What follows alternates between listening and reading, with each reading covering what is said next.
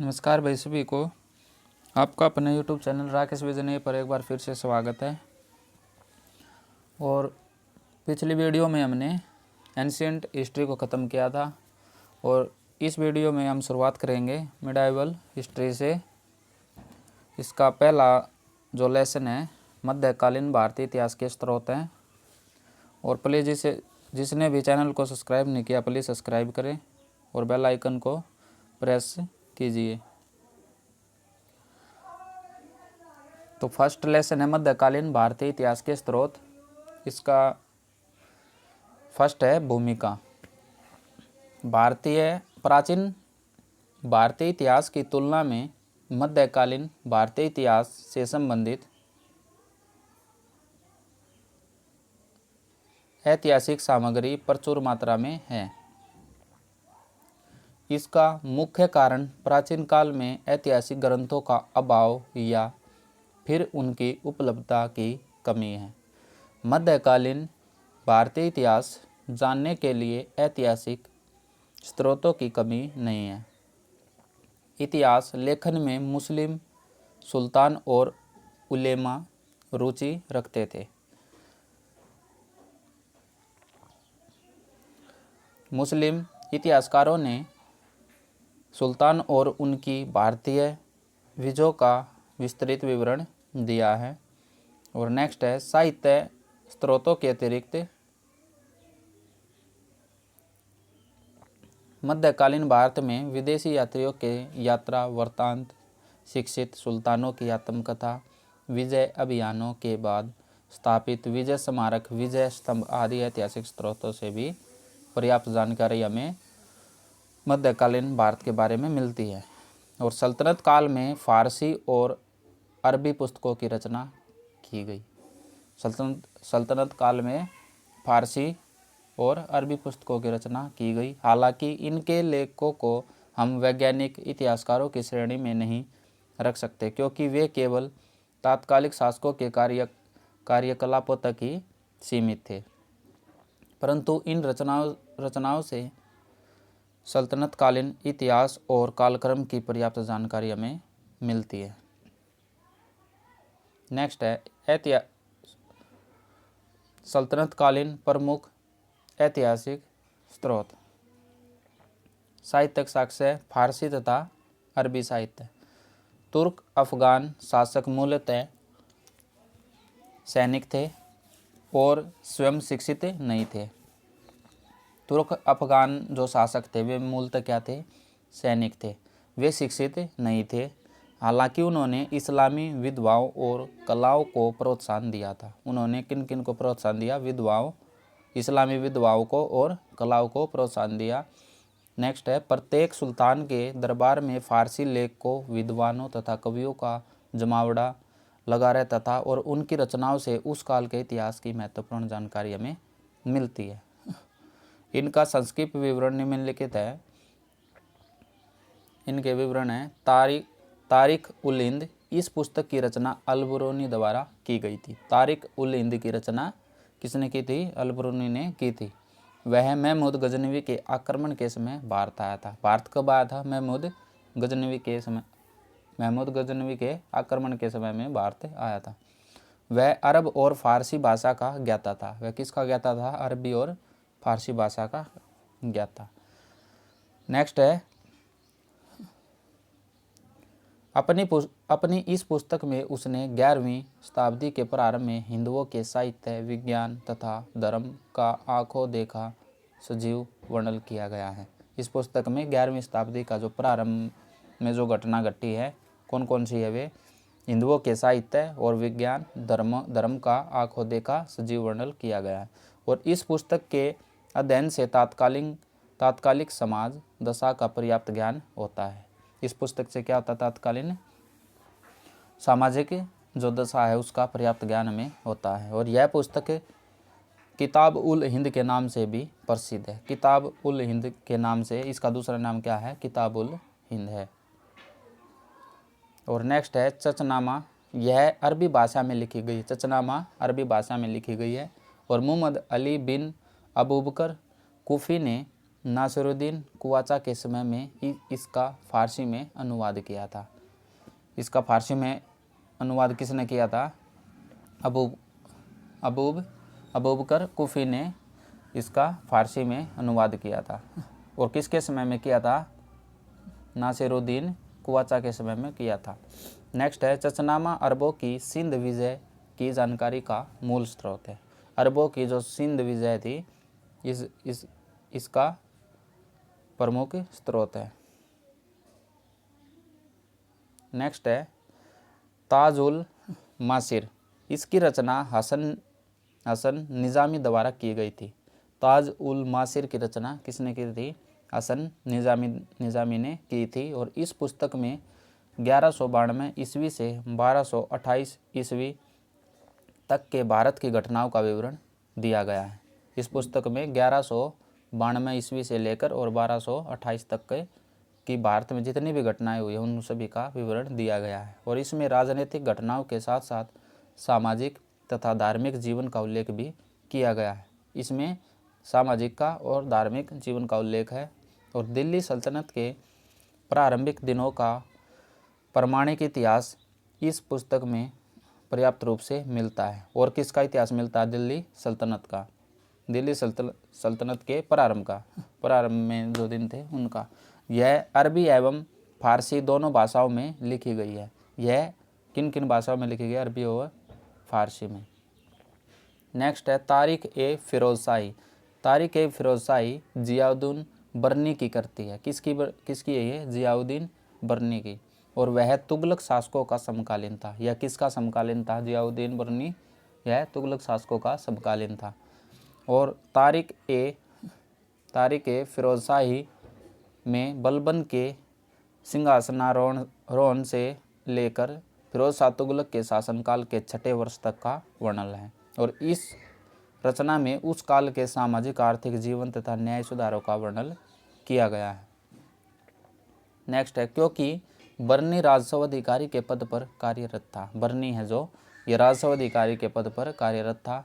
अतः उसने अपनी पुस्तक में राजस्व स्थिति का वर्णन स्पष्ट एवं विस्तार पूर्वक किया है। उसने इस ग्रंथ में तत्कालीन संतों, दार्शनिकों, इतिहासकारों, कवियों और चिकित्सकों आदि के विषय में भी लिखा है। इन सभी के विषय में इस ग्रंथ में लिखा गया है। और इसके साथ ही अलाउद्दीन खिलजी के शासन काल की सामाजिक तथा आर्थिक दशा का इस पुस्तक में सजीव वर्णन मिलता है। जो अलाउद्दीन खिलजी है इसके शासनकाल का सामाजिक भी और आर्थिक जो दशा थी उसका वर्णन मिलता है। इस पुस्तक की एक सीमा धार्मिक पक्षपात है। एक सीमा इसकी धार्मिक पक्षपात। हालांकि समकालीन इतिहास वर्णन की दृष्टि से इसका ऐतिहासिक महत्व है। नेक्स्ट है, फुतुहात ए फिरोजशाही। इसमें फिरोज शाह तुगलक के शासन प्रबंधन के बारे में विस्तृत जानकारी दी गई है।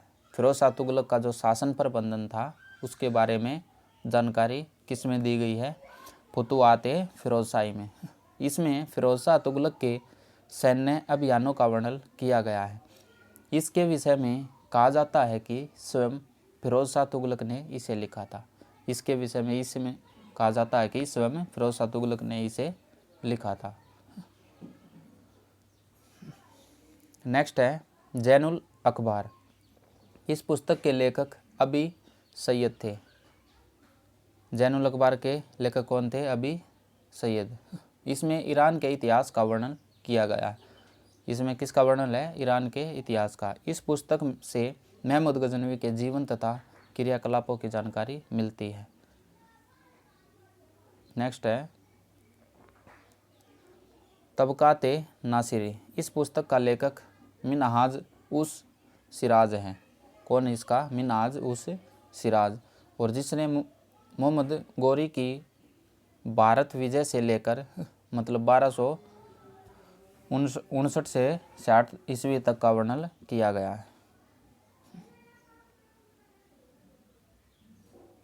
हालांकि इस पुस्तक में निष्पक्ष रूप से घटनाओं का वर्णन नहीं किया गया है। और फिर भी उनके विद्वानों ने इस पुस्तक की प्रशंसा की है। और फरिश्ता इस पुस्तक को उच्च कोटि की रचना मानता है।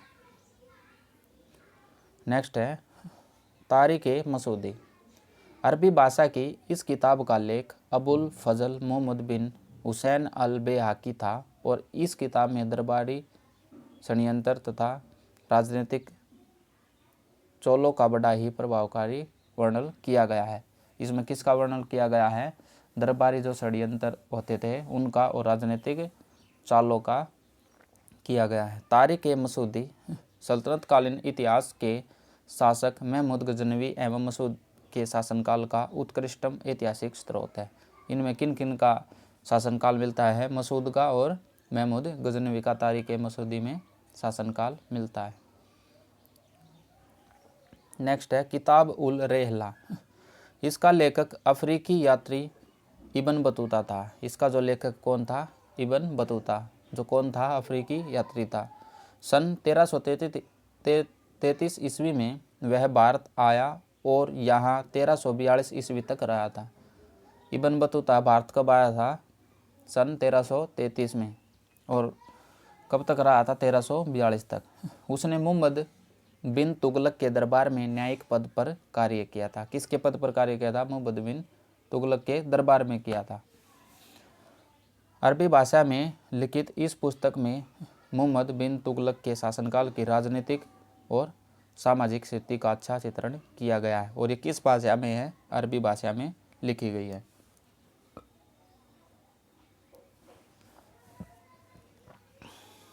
नेक्स्ट है तारीख ए सलातीन ए अफगान या तारीख ए शाही।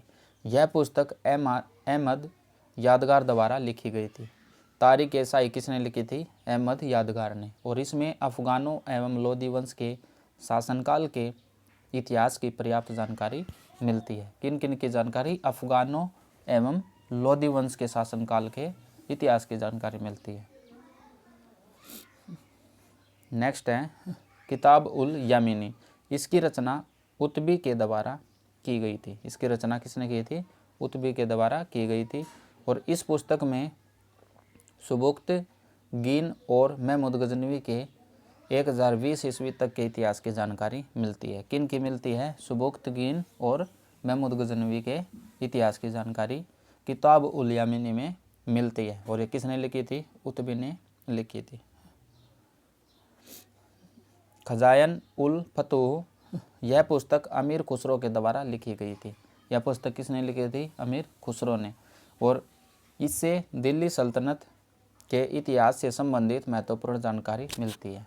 इसमें किसके संबंध में जानकारी मिलती है? दिल्ली सल्तनत के संबंध में जानकारी मिलती है।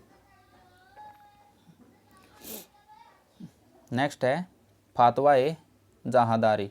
इस पुस्तक की रचना जियाउद्दीन बर्नी ने की थी। इसकी फतवा-ए जहांदारी की रचना किसने की थी? बर्नी ने की थी। और जिसमें शरीयत के अनुसार मुस्लिम शासकों के लिए आदर्श राजनीतिक संहिता का वर्णन किया गया है। इस पुस्तक में की विशेषता क्या है? इसमें क्या लिखा गया है? मुस्लिम शासकों के लिए आदर्श जो राजनीतिक संहिता होनी चाहिए उनका वर्णन किया गया है।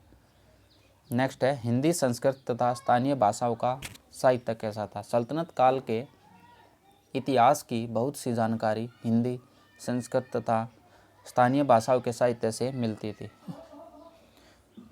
इस काल में रामानुज ने ब्रह्मसूत्रों पर टीकाएँ लिखी और जयदेव ने गीत गोविंद तथा प्रसन्न राघव नाटक की भी रचना की थी। जयदेव ने क्या लिखा था? गीत गोविंद और प्रसन्न राघव नाटक की रचना जयदेव ने की थी। और जयसिंह सूरी ने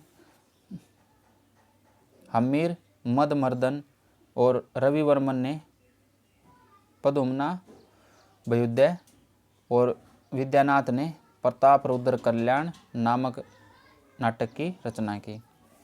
हिंदू कानून पर आधारित प्रसिद्ध ग्रंथ मितासरा की रचना विज्ञानेश्वर ने इसी काल में की थी। मितासरा की रचना विज्ञानेश्वर ने की थी, जो इतिहास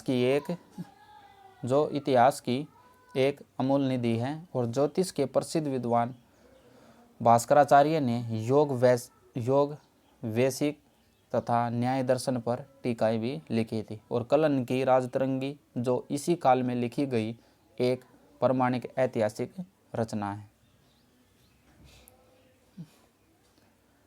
प्रादेशिक भाषाओं के साहित्य से भी हमें इस काल के घटनाओं की महत्वपूर्ण जानकारी मिलती है। चंद्रबरदाई कृत पृथ्वीराज रासो नामक रचना से पृथ्वीराज चौहान के समय की जानकारी प्राप्त होती है। पृथ्वीराज चौहान के समय की जानकारी किससे प्राप्त होती है? पृथ्वीराज रासो रचना से प्राप्त होती है। न्यायचंद्र सूरी द्वारा रचित हम्मीर महाकाव्य से हमें रणथंभौर के राणा हम्मीर की जानकारी मिलती है। न्यायचंद्र सूरी द्वारा जो रचित हम्मीर महाकाव्य है, इससे हमें रणथंभौर के राणा हम्मीर की जानकारी मिलती है। इस प्रकार इस काल में मैथिली, बांग्ला, राजस्थानी, मराठी भाषाओं में भी अनेक ऐतिहासिक महत्व की रचना की गई है। इन सभी भाषाओं में ऐतिहासिक महत्व की रचना लिखी गई है। नेक्स्ट है विदेशी यात्रियों का विवरण।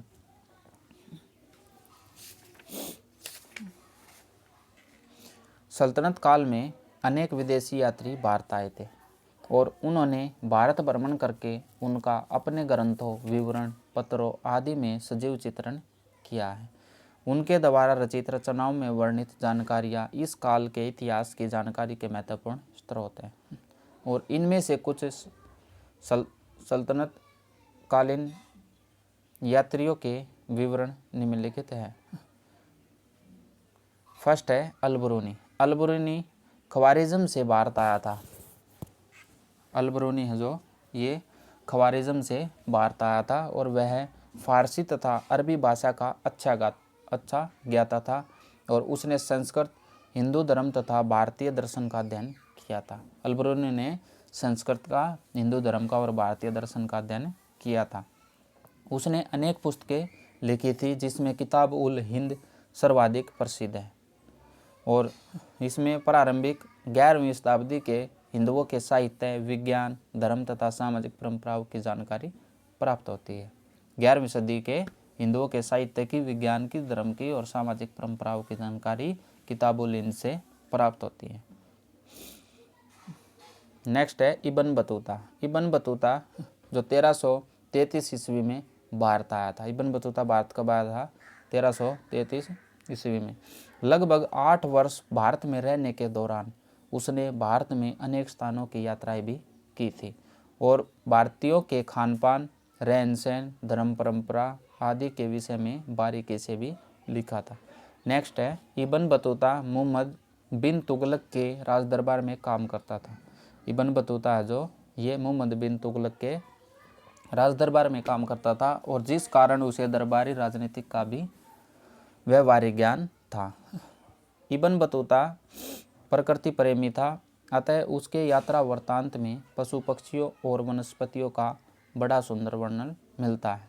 अपने ग्रंथ किताब उल रेहला में उसने भारत के विषय में विस्तार से लिखा है। भारत के विषय में विस्तार से किताब उल रेहला में इब्न बतूता ने लिखा है।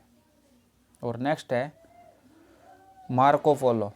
मार्को पोलो 13वीं शताब्दी में भारत आया था और उसने दक्षिण भारत के सामाजिक जीवन का सजीव वर्णन किया है।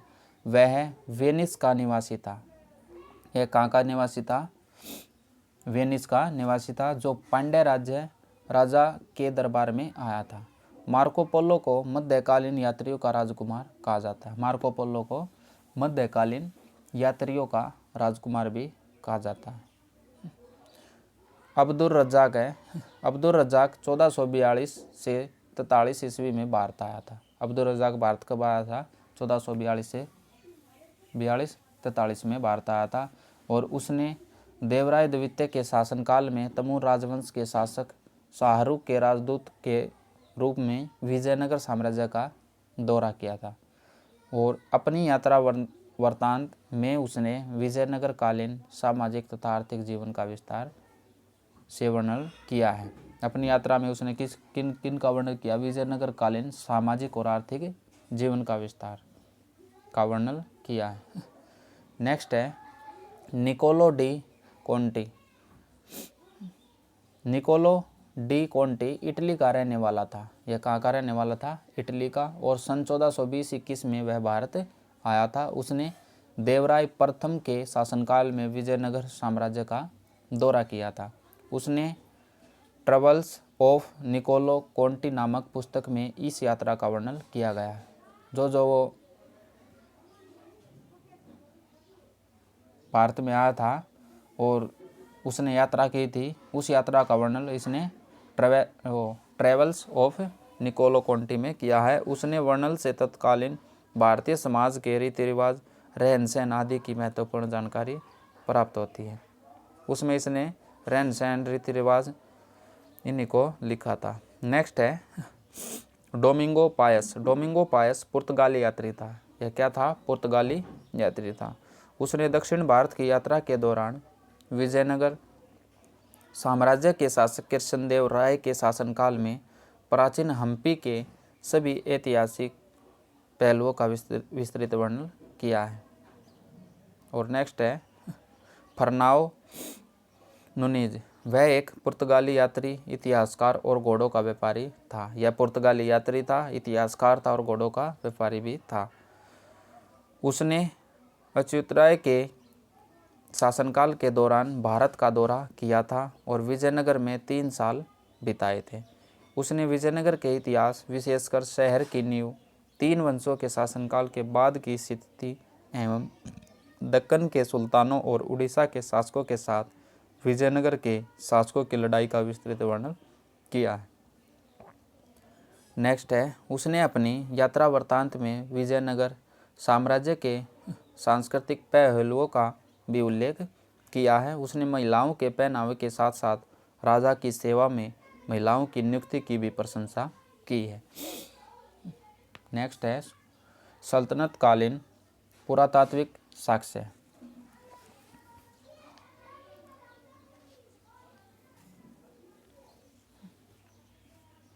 सल्तनत काल के इतिहास की जानकारी पुरातात्विक स्रोतों से भी मिलती है और सल्तनत कालीन उनके इमारतें आज भी उस काल के इतिहास को संकेतित करती है जो सल्तनत कालीन वास्तुशैली भारतीय तथा विदेशी शैलियों का मिश्रण है। नेक्स्ट है भारत में प्रारंभिक तुर्क विजेताओं ने हिंदू और जैन मंदिरों की सामग्री से मंदिरों का निर्माण करवाया है। किन्होंने करवाया? प्रारंभिक जो तुर्क विजेता थे उन्होंने मंदिरों व मस्जिदों का निर्माण करवाया है। कुतुबुद्दीन ऐबक ने कुव्वत उल इस्लाम मस्जिद का, जो मेहरौली दिल्ली में है, और 2.5 दिन का झोपड़ा जो अजमेर में है, तथा कुतुब मीनार मेहरौली दिल्ली में बनवाई। ये इमारतें इंडो इस्लामिक वास्तुकला के जीवंत उदाहरण हैं। नेक्स्ट है कुतुबुद्दीन ऐबक ने 1199 ईस्वी में कुव्वत उल इस्लाम मस्जिद के परिसर में कुतुब मीनार का निर्माण शुरू कराया था। कुतुब मीनार का निर्माण कब शुरू करवाया था? 1199 ईस्वी में कुव्वत उल इस्लाम मंदिर के परिसर में करवाया था, जिसे इल्तुतमिश ने 4 मंजिला तक पहुंचा दिया और कालांतर में कुतुब मीनार की मरम्मत फिरोज शाह तुगलक, सिकंदर लोदी व आगे मेजर आर सिमत ने करवाई थी। कालांतर में कुतुब मीनार की जो मरम्मत है वो फिरोज शाह तुगलक और सिकंदर लोदी व आगे मेजर आर सिमत ने करवाई थी। नेक्स्ट है सल्तनत कालीन अन्य इमारतों में बलबन का लाल महल, अलाउद्दीन खिलजी के शासनकाल में निर्मित अलाई दरवाज़ा तथा मुबारक शाह खिलजी द्वारा राजस्थान के बयाना में बनवाया गया उखा मस्जिद प्रसिद्ध है। तुगलक कालीन प्रमुख इमारतों में तुगलकाबाद का किला, जहापन नाहनगर, गयासुद्दीन का मकबरा और कोटला फिरोज शाह आदि। तो लोधी कालीन इमारतों में सिकंदर लोधी का मकबरा तथा मोठ की मस्जिद काफ़ी प्रसिद्ध है। ये सब मकबरे व मस्जिद बताई गई है। मुगल कालीन प्रमुख ऐतिहासिक स्रोत। मुगल काल के इतिहास के अध्ययन के लिए ऐतिहासिक स्रोतों की संख्या भी अधिक है और उनमें विविधता भी है। सल्तनत कालीन स्रोतों की लगभग सभी श्रेणियां मुगल काल में भी उपलब्ध हैं।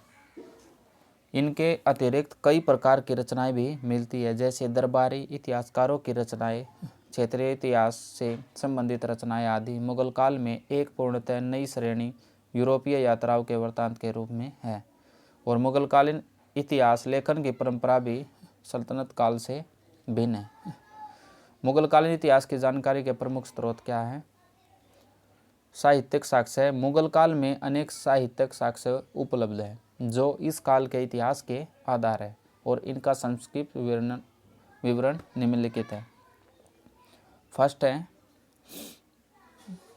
तुजुक ए बाबरी, जिसे बाबरनामा कहते हैं। तुजुक ए बाबरी या बाबरनामा बाबर की आत्मकथा है। किसकी आत्मकथा है ये? बाबर की। बाबर ने इस कृति की रचना तुर्की भाषा में की है। ये किसने लिखी है? बाबरनामा किसकी है? बाबर की है।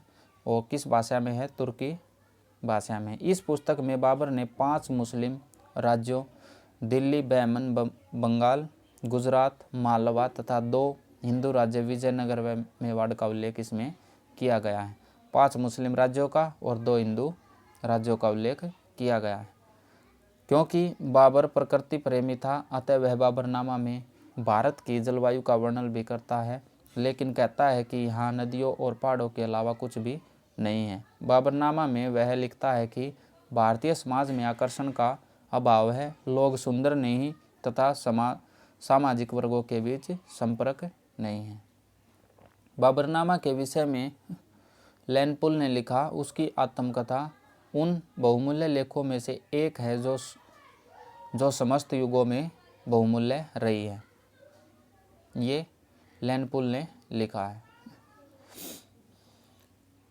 नेक्स्ट है हुमायूं नामा। इस पुस्तक की रचना हुमायूं की बहन गुलबदन बेगम ने फारसी भाषा में की है। हुमायूं नामा फारसी भाषा में लिखी गई है, और हुमायूं की बहन गुलबंद बेगम ने इसका वर्णन किया है। इसमें बाबर और हुमायूं के शासनकाल का विवरण है। इसमें क्या? बाबर और हुमायूं के शासनकाल का विवरण है, और तत्कालीन समाज का उल्लेख भी किया गया है। नेक्स्ट है तारीख ए शेरशाही। इससे शेरशाह के शासनकाल की सामाजिक, आर्थिक तथा राजनीतिक स्थिति की जानकारी मिलती है। तारीख ए शेरशाही से किन शेरशाह के शासनकाल की सामाजिक, आर्थिक तथा राजनीतिक स्थिति की जानकारी मिलती है, और इसके लेखक अब्बास खां शेरवानी था। इसका लेखक कौन था? अब्बास खां शेरवानी। पुस्तक के प्रथम अध्याय में शेरशाह के शासनकाल के बारे में जानकारी दी गई है, और दूसरे अध्याय में इस्लाम शाह का वर्णन है, और तीसरे अध्याय में अंतिम सूर शासकों का। फर्स्ट में क्या है? शेरशाह के शासन के बारे में जानकारी, और दूसरे में इस्लाम का वर्णन, और तीसरे में अंतिम सूर शासकों का वर्णन है।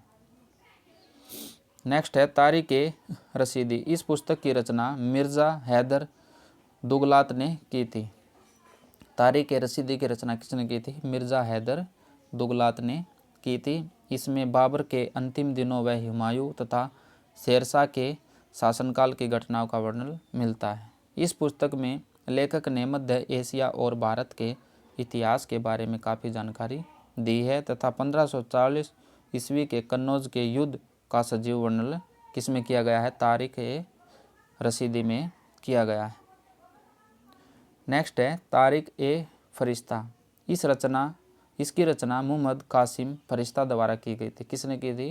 मोहम्मद कासिम फरिश्ता ने की थी, और इस महत्वपूर्ण रचना से बाबर तथा हुमायूं के शासनकाल की अच्छी जानकारी मिलती है। तारिक ए फरिश्ता से बाबर और हुमायूं के शासनकाल की जानकारी मिलती है। इसमें भारत की भौगोलिक स्थिति एवं जलवायु के बारे में भी लिखा गया है, और इस पुस्तक में दिया हुआ विवरण संतुलित तथा सटीक है।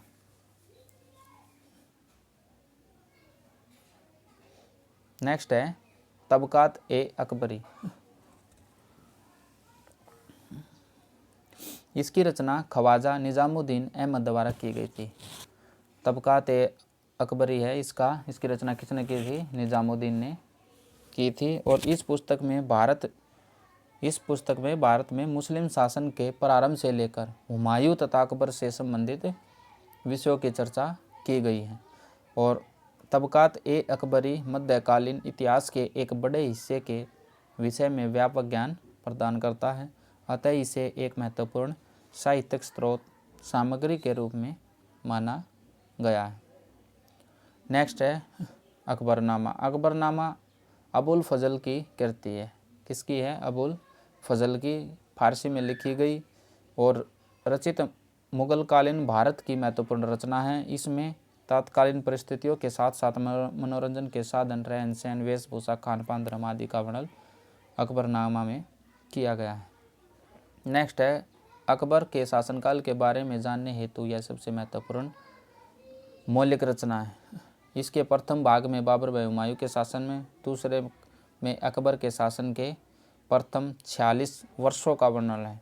दूसरे भाग में क्या है? अकबर के शासनकाल के प्रथम जो 46 वर्षों का वर्णन किया गया है, जबकि तीसरे भाग को आईने अकबरी कहा गया है जो अपने समय की अमूल्य धरोहर है।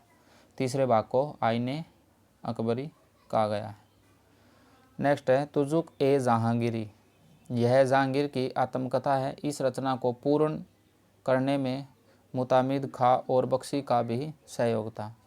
तुजुक ए जहांगीरी में जहांगीर ने अपने बड़े बेटे खुसरो के विद्रोह के बारे में लिखा है। तुजुक ए जहांगीरी में जहांगीर ने क्या लिखा? अपने बड़े बेटे खुसरो के विद्रोह के रूप में लिखा है। जहांगीर ने अपने दैनिक जीवन की दिनचर्या, न्याय अदालत में आयोजित समारोह, राजपूतों हिंदुओं के साथ उसके व्यवहार, अपनी यात्राओं, अपने सैन्य अभियानों, नूरजहाँ के साथ उसकी शादी के बारे में भी लिखा है। तुजुक ए जहांगीरी में तात्कालिक सामाजिक अवस्था एवं संस्कृति का सजीव रूप से वर्णन किया गया है। और नेक्स्ट है शाहजहाँ कालीन रचनाएं। इस काल की रचनाओं में पादशाहनामा, शाहजहाँनामा तथा बादशाहनामा प्रमुख है। ये तीन रचनाएं हैं, पादशाहनामा और शाहजहाँनामा, बादशाहनामा, ये प्रमुख तीन रचनाएं हैं। पादशाहनामा की रचनाएं काजविनी, शाहजहाँनामा की रचनाएं इनायत खां तथा बादशाहनामा की रचनाएं अब्दुल हामिद लोहरी ने की थी। और इन तीनों रचनाओं द्वारा शाहजहाँ कालीन राजनीतिक एवं सामाजिक जीवन, साहित्य एवं कला के बारे में महत्वपूर्ण जानकारी उपलब्ध होती है। आगे देखिए औरंगजेब कालीन रचनाएं। औरंगजेब के काल में मुंतखाब उल लुबाब और आलमगीरनामा, मासिर ए आलमगिरी और फुतुहात ए आलमगिरी तथा नुक्शा ए दिलकुशा आदि रचनाएं औरंगजेब कालीन रचनाएं हैं। ये सब इन रचनाओं से औरंगजेब कालीन राजनीतिक, सामाजिक तथा धार्मिक स्थिति की जानकारी अच्छी तरह से जानकारी प्राप्त होती है। नेक्स्ट नोट बताया गया मुगल कालीन सभ्यता एवं संस्कृति की जानकारी साहित्यिक रचनाओं से भी मिलती है। इस काल में सूरदास, तुलसीदास, रहीम, रसखान आदि के ग्रंथों से तत्कालीन समाज की पर्याप्त जानकारी मिलती है। सूरदास, तुलसीदास, रहीम और रसमान, इन ग्रंथों के भी इसमें मुगलकालीन सभ्यता में, मुगलकालीन समय में इनकी जानकारी भी पूर्ण रूप से मिलती है। मुगल काल में संस्कृत में भी ग्रंथ लिखे गए जिनमें भानुचंद्र चरित, रस गंगाधर, गंगा लहरी आदि प्रमुख है। जो संस्कृत के जो ग्रंथ है ये गंगा लहरी, भानुचंद्र चरित, रस गंगाधर ये संस्कृत ग्रंथ है और जिनसे मुगल कालीन इतिहास के बारे में महत्वपूर्ण जानकारी प्राप्त होती है। नेक्स्ट है मुगल कालीन यूरोपीय यात्रियों का विवरण। यूरोपीय यात्रियों के वृत्तांत से अनेक राजनीतिक घटनाओं, मुगल दरबार के ऐश्वर्यपूर्ण जीवन और देश की आर्थिक स्थिति, व्यापार और वाणिज्य आदि पर प्रकाश पड़ता है। जहांगीर के काल में दो प्रसिद्ध यूरोपीय यात्री ओकिन्स तथा टॉमस रो भारत आए थे। जहांगीर के काल में दो प्रसिद्ध यूरोपीय यात्री कौन कौन से थे? हॉकिंस तथा टॉमस रो, ये जो भारत आए थे। हॉकिंस को जहांगीर ने अपने दरबार में मनसबदार बनाया था। हॉकिंस ने अपने यात्रा वृत्तांत में बादशाह के रहन सहन, दरबारी परंपराओं तथा तात्कालिक सामाजिक जीवन का बड़ा ही सुंदर चित्रण किया है। दूसरा यूरोपीय यात्री सर टॉमस रो था और उसका भारत आने का उद्देश्य जहांगीर के साथ व्यापारिक संबंध स्थापित करना था। उसने अपनी यात्रा वृत्तांत के मुगल साम्राज्य के वैभव का चित्रण किया है। नेक्स्ट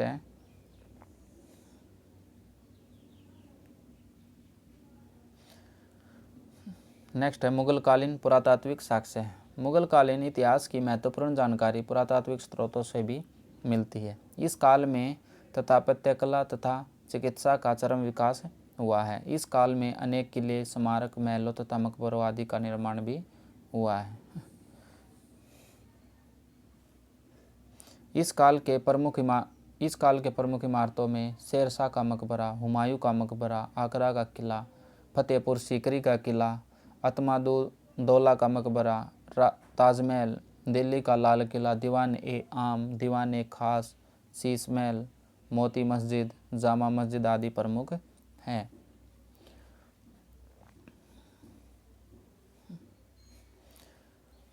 अब है मध्य ऐतिहासिक रचनाएं और उनके रचनाकार और उनकी विषय वस्तु, कौन सी रचना किस विषय में लिखी गई है, उन सब को एक बार पढ़ेंगे। किताब उल हिंद की रचना किसने की? अल-बरूनी ने। किस विषय में की थी? इसमें भारत के धार्मिक और सामाजिक जीवन के विषय वर्णन के साथ यहाँ के ज्ञान विज्ञान की भी व्याख्या की गई है। अल-बरूनी में भारत का धार्मिक समाज, सामाजिक जीवन और ज्ञान विज्ञान के बारे में व्याख्या की गई है। राजतरंगिणी है, इसके रचनाकार कलन है। इसमें कश्मीर के क्षेत्रीय इतिहास का सजीव वर्णन किया गया है। कश्मीर के क्षेत्रीय इतिहास का वर्णन कलन में किया गया है। गोडवाहो, ये गोडवाहो किसने लिखी थी? वाकपति ने। और कन्नौज के शासक यशोवर्मन के बारे में जानकारी इससे में मिलती है। नेक्स्ट है रामचरित, जो संध्याकर नंदी की रचना है। पाल वंश के शासक रामपाल के जीवन के संबंध में चर्चा की गई है।